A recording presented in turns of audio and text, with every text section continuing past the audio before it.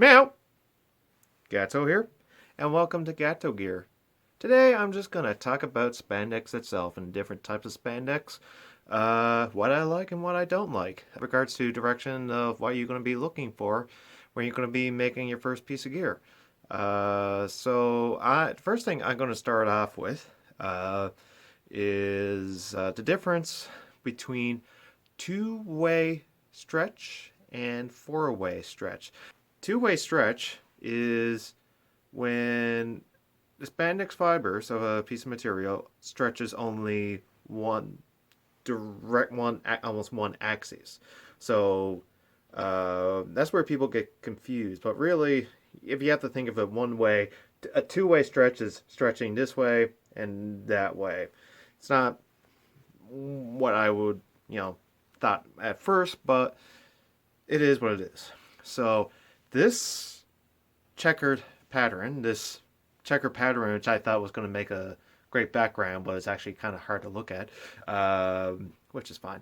I saw this in a clearance section of a fabric store, and I thought it was just fabulous. It's kind of like this is something that's far out, and I'm definitely getting a few meters of it, which I did, but not really realizing at the time that it's actually two-way stretch fabric and not four-way. Let's see.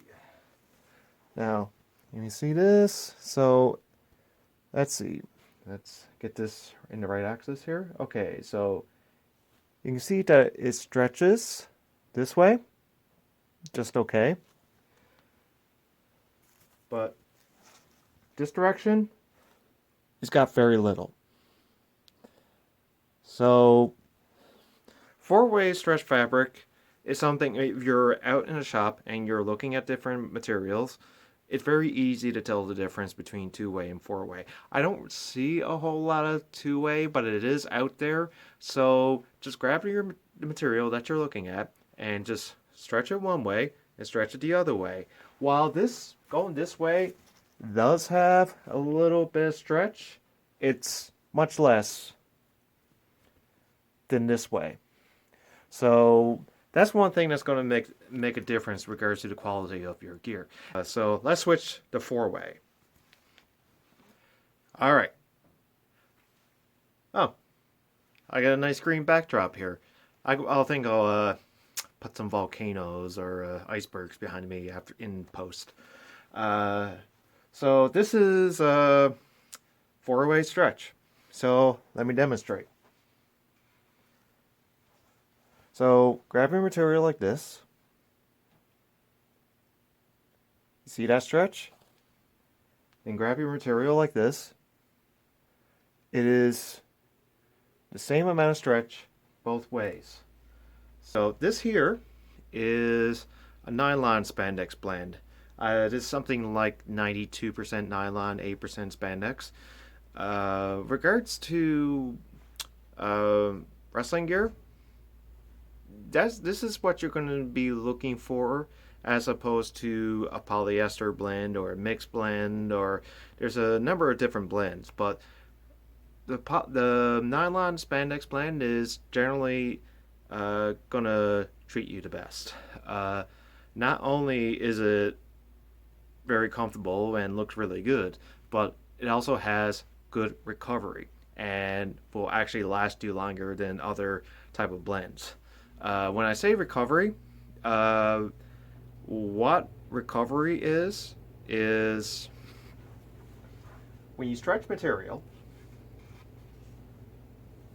okay, and you stretch it, and then you release, that it actually compresses back to its unstretched form with no delay.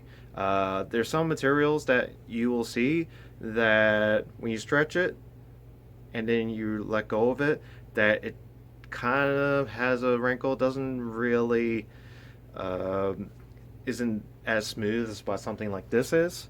So it's something, when you're eyeballing different materials, it's something that you can also see. So something else that you should know about with regards to the spandex that you buy is something called stretch percentage. This is the amount that your spandex will stretch. And it is actually a very easy thing to find out. And you can do that. There's different, if you go online, you can find different charts or whatever, but it's something that you can easily measure with any ruler. It doesn't matter if it's metric or imperial because it's a ratio, it's a percentage. I'm a metric guy myself. So what I usually do, you want enough stretch where it will be comfortable to wear and it will form your body really good, but you also don't want it too stretchy and too thin. You're not making lingerie, so it's got to be something that's strong enough to wrestle in. So here's an easy way that you can measure the stretch percentage of your spandex. Like I said, there's a. It doesn't matter if you do this in metric units or imperial units because it is a ratio, it is percentage. So in this case here, on my cutting board, um, I just marked out here 10 centimeters. Uh, if you're working in inches, you can do 10 inches. It doesn't really matter because doesn't matter how much fabric you work. With regards to how much it will stretch, it will be the same.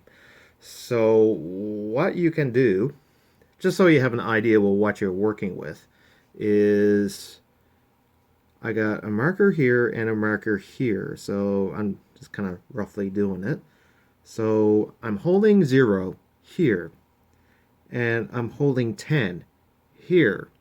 So all you have to do is just stretch it, not stretch it to stress it to not the fact that you're going to warp the material after you release it, because after you release it, you should go back to 0 and you shouldn't have any problems there. So in this case here, I stretched it out to just under 16 centimeters, and then I go back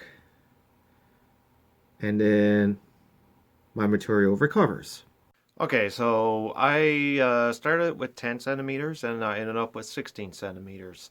Uh, the final answer regards to my stretch percentage is a 60% stretch. Basically, if you start from 10, every unit, like for me, every centimeter that I went up is a 10% added to my stretch percentage. So if I went 15 centimeters from 10 centimeters, I end up with a 50% stretch percentage. If I went to 20 centimeters, I would have a 100% stretch. Generally, regards to stuff that you're going to be that you want to work with, you're looking around 50 and 60%. That's what you're going to be looking for. If you're going any more than that, the stuff is too thin. You know, you don't want people to know if you're circumcised or not, so that's not going to work for you. And if you go lower than that, the stuff isn't going to be all too comfortable to wear. So around the 50 to 60% is what you're going to be looking for, and that's something that's easy to determine. Now, let's talk about finishes. This here it has no metallics. This is just straight up nylon spandex. And this here is very easy to work with, and regards to making something that will last and not rub off and wear out over time. This type here is a go-to. It is something that is easy to work with and easy to match with others. You don't have to worry about clashing finishes or whatever. Personally, it's for anyone starting off, this is the sort of thing that you're going to want to go with.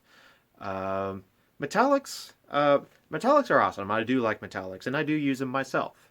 The thing about metallics, though, is metallics don't last. Like the finish of it will not last, especially if you're wrestling. You're putting, there's a lot of friction. So what I have here is almost like this, pretty much the same green, but this actually has a metallic finish. This type of finish is called the Mystique. This is green Mystique Spandex, and when you look at the finish of it, when you compare to that, like this is pretty stunning stuff to be working with. And when you make a pair of tights with it, it looks awesome. And it is definitely worth something that is great to work with. Um, but if you're gonna make something with this sort of thing, you should make more than one pair because this stuff, the finish of it will rub off. Especially if you're wrestling, you're putting a lot of stress on it. I find like areas where you're going to be rubbing up, especially like kind of like inside your thighs and your crotch, like your legs will be rubbing together. Um, the finish is going to rub off there. Under the arms, if you're making like a top with it or you're making sleeves with it, all that will rub off over time. So the fact that if you're making your own gear, you have the ability to make more than one set and work with different colors too.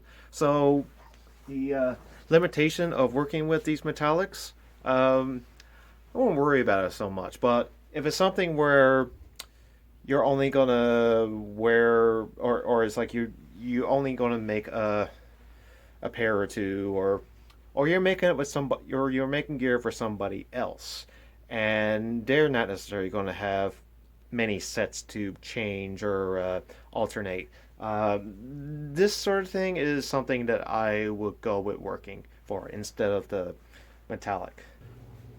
This hologram material, ooh, very rainbowy. This stuff will get you a lot of attention, and this stuff here, uh, all these little circles, they will rub off over time, but they won't rub off as much as the Mystique. The Mystique, let's compare. Got nice contrast there, so you can see the difference. So you see with the Mystique that there's all these little dots, and this stuff will rub off. And I don't know if you can see it on my hands, but yeah, look at all that glitter. If you're going to be using that stuff, get used to little glitter hanging around. Welcome to gear making. The inside of the material isn't as smooth, so the stuff still works, and it still has great stretch to it. Stretches both ways, so it's all four-way. But when it comes to this, it's I don't know if your personal preference with regards to the look that you're going for. This stuff has really nice shine, but when you're working with something as rainbowy and trippy as this, working with contrasting colors is something that you have to be aware of to get that consistency. So if you're gonna use this in one section and you're gonna say use a red here. Now this here, like the rainbow doesn't, it's the same material, but you don't really see as much as the rainbow effect because it's here because there's no absent color like in the material itself that you really see that rainbow sheen. Here it's like you can see it under certain lights, but when you're working with metallics, it's best to be consistent with the finish. Like I would go with this because it works very well together. But while I do like red on green, I wouldn't go with two different finishes. I wouldn't go with the hologram and with the Mystique. To me, it is a clash. So if you're going to do contrasting colors and you can work with metallics, go keep it consistent. It's to me it makes a difference. Now you will see in this that it's not so much a swirl, but you also see like shards. This material is fairly similar to the other hologram material that I just had out, the silver stuff. It's just like the type of shine, it's different. You can see it's a bit shardy, and it almost looks like broken glass. and you can actually see it very well in this piece, that you see more of more shards than like a swirly effect. So this is actually pretty much the make of it. It's almost kind of like a jersey, more of a jersey knit. So there's almost kind of like a bit of perforation, like in, I don't know, it's not really that visible. Yeah, you can kind of see it where my finger is. But the Mystique doesn't really have that. It's more of a smooth finish on the inside. That's actually one of the reasons why I like the Mystique more. But both are fine and both are great to work with. Both have a great result. So on that note, I'm going to be talking a little bit more spandex as I do more videos and kind of like add some little more information. And if you have any feedback regards to what I talked about, any additional information, any questions, anything that you can enlighten me and others about, uh, put it in the comments. All this stuff is going to be very helpful, and anything that you can share with other people to help them make some good looking shit, let's do it. Let's all help each other out. So, next video, I'm going to be sharing some things that you can get for your workstation, for your setup, that's going to make your job a good one. So, stay tuned. Let's make some good shit.